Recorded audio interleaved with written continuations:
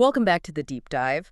I want to start today by asking you to think about a habit that I am 99% sure you have spent your entire adult life trying to build. Okay, I'm listening. I know I've spent my life on it.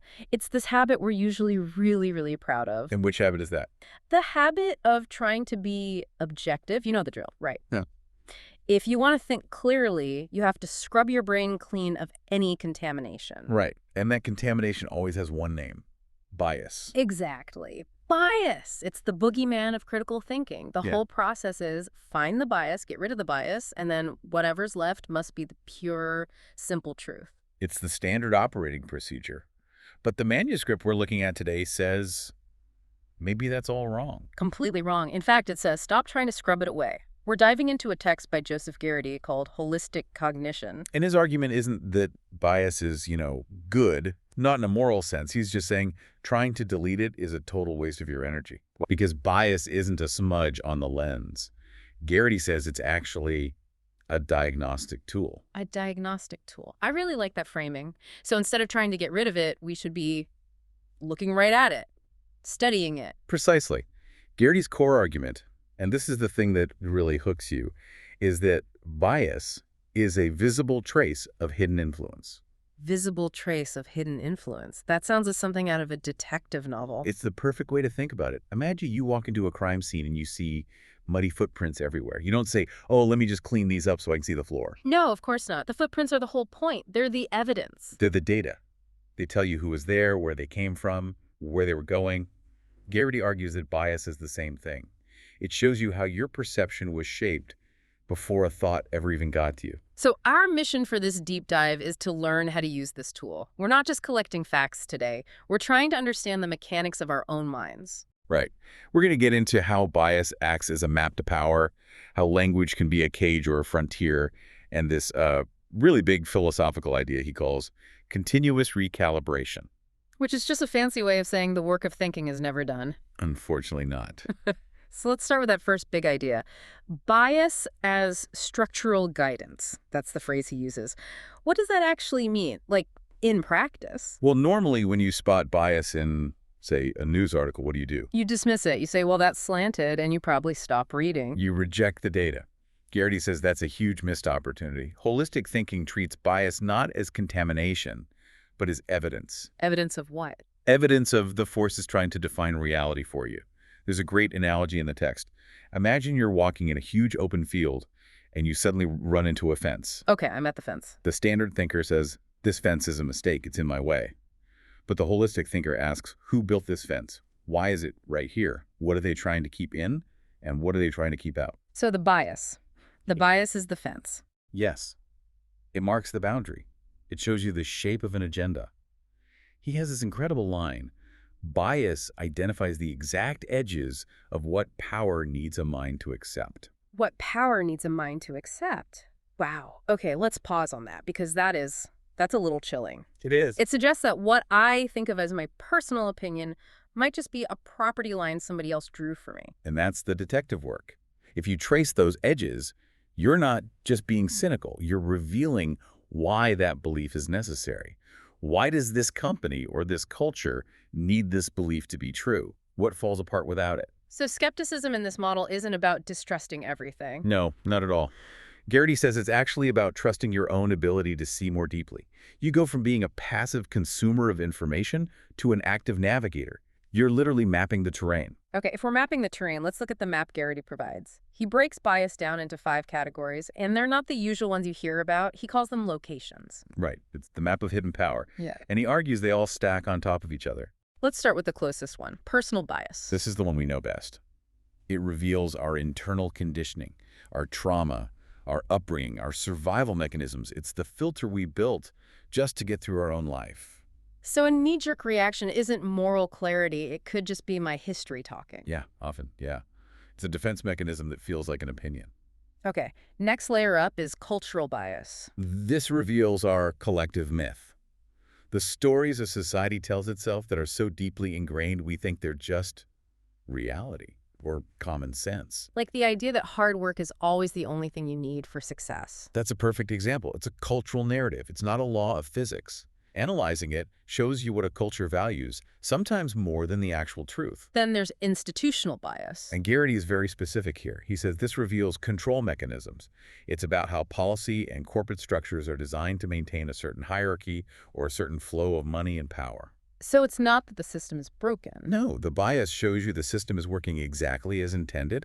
The bias is the blueprint. Okay, the fourth one is where my head started to spin a little bit. Linguistic bias. This one is my favorite. It reveals the boundaries of imagination. What does that mean? How can language limit what I can imagine? Well, the idea is if you don't have a word for something, you can't really think it. Not clearly, anyway.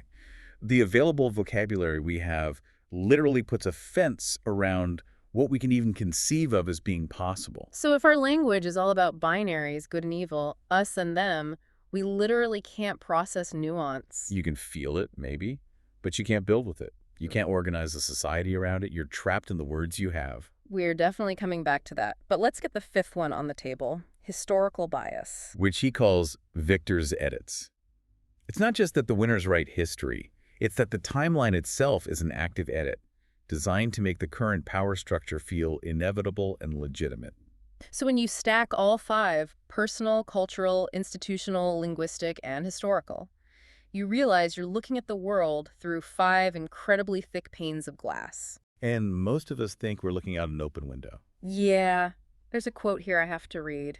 Garrity writes, "The powerful do not fear lies, they fear the correction of bias."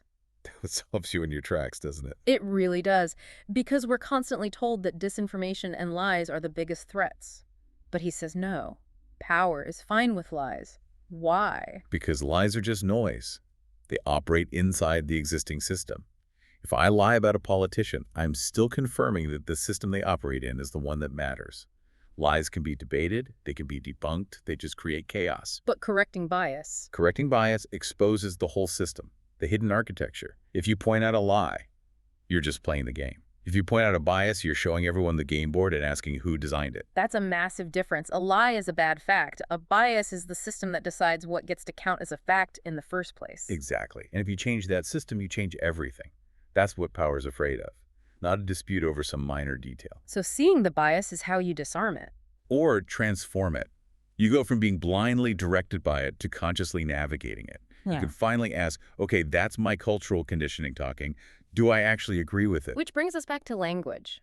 You said we were trapped by it, but Garrity also calls it a living interface. Right, which means it can be updated. It's software. He sets up this fascinating binary. He says language is either a cage or a frontier. How do we tell the difference? The cage is when definitions are frozen, when words are used to shut down thought, not open it up. Propaganda lives in the cage. I feel like we see this everywhere. You just slap a label on something unpatriotic, toxic, unnatural, and the conversation just ends. Those labels are cages. They're designed to trap your mind in a pre-approved box so you don't have to engage with any complexity. And the frontier. The frontier is when language is about exploration. It's when we admit our current words aren't good enough. We invent new ones. He says, meaning expands when intelligence refuses containment. Refuses containment. That sounds almost rebellious. It is. It's refusing to believe the dictionary is a finished product. It's understanding that reality is always outrunning our language, and it's our job to keep up. So we have a responsibility to our words. A huge one. Garrity argues that every definition either retains the right to grow or it becomes a weapon. Whoa! If a definition doesn't grow, it's a weapon. Unpack that. Well, think about it. The world is constantly changing. But if your definition of, say, family or success is frozen in 1950, you are now using that old word to attack the reality of the present. You're trying to force the territory to fit an old, outdated map. And that is a form of cognitive violence. Holistic cognition demands that we treat language like it's alive. This moves us into the deeper philosophy here, what he calls the holistic frame. The guy really seems to hate anything that's static. He says holism rejects fixed identity, universal claims, frozen definitions. Because nothing is ever just one thing. Context changes truth. Scale changes meaning. Right. What's true for a cell isn't true for the body. What's true for a person isn't true for a country. And this leads him to his rule about form versus function. Okay, form always reflects function, but form manifests to serve function. This was a bit abstract for me until I read his example comparing celebrity culture and organized religion. Yeah, that one wakes you up a bit. Walk us through it.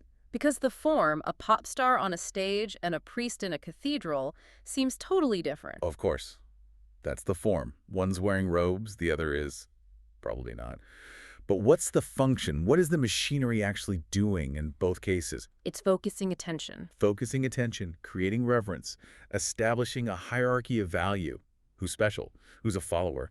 Creates a shared myth. Garrity says they are running on the exact same operating system. Spectacle. And his line is, spectacle acquires influence without needing substance. Right. So if you just look at the form, you'll miss the connection. But if you look at the function, you see the pattern. Humans have a functional need to revere something, and that function will grab whatever form is available, be it a god or a pop star. You're looking past the packaging to see how the machine works. Yes. And he actually applies this to AI. The topic of the hour. Does he see AI as a cage or a frontier? He sees it as an evolution of form. He says AI functions as the missing form that enables a human function to articulate itself. So it's not some alien intelligence invading us. No. He's saying humans have always had this desire, this function, to process huge amounts of information, to see patterns we couldn't see. Yeah. We wanted to do it, but our biological brains, the form, just couldn't. We didn't have the hardware for the job. Exactly. So we built the form that our function was demanding. In his view, AI is just a new tool we built because we were reaching for something we couldn't quite grasp on our own. That makes it feel a lot less threatening, actually. It's form catching up with desire. It's just evolution. Okay, let's try to land this plane on the idea of truth. Because if everything is this fluid, if bias is a map and language is always changing, I think a listener could be asking, so is anything actually true? That is the ultimate question. And Garrity's answer is probably the hardest part of the manuscript to accept, but it's also the most freeing. He says, truth never collapses into a single sentence. So if you're looking for the bumper sticker, you're out of luck. If you want a final static answer, you aren't looking for truth. You're looking for comfort. Or maybe control. He says enlightenment isn't a destination. It functions as continuous recalibration. Continuous recalibration? That sounds exhausting. It is. It's work. But think about driving a car. Do you just turn the wheel to the perfect angle and then let go? No, you'd crash immediately. You are constantly making micro adjustments. A little left, a little right, watching the road. That's continuous recalibration. It's the only way to stay on the road. So truth is an ongoing correction. Yes. Truth is a verb. It's something you do, not something you have. And what happens if we refuse to do it? If we just stop recalibrating? He's very clear on this. Knowledge demands evolution or becomes control.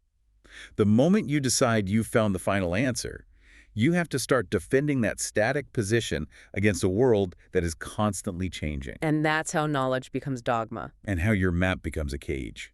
That's why he says a refusal of finality is a core part of wisdom. You have to be okay with never being done. Okay, so let's bring this all together. What is the final takeaway? Why does all this mental gymnastics actually matter? I think it all comes down to agency, to freedom. Garrity's conclusion is simple. The moment I can see how I am being guided, I gain the freedom to guide myself. That's the light bulb moment. As long as the bias is invisible, it owns you. It's the current pulling you downstream. And you think you're swimming, but you're just being carried along by the cultural and institutional tides? But the second you see it, oh, that's my personal bias, or that's the linguistic cage I'm in, you can actually step out of the current. You can stand on the bank. And for the first time, you can look at the map and decide for yourself where you actually want to go. He calls it structural honesty, admitting where your own walls and windows are. And that navigating that consciously is the highest form of intelligence.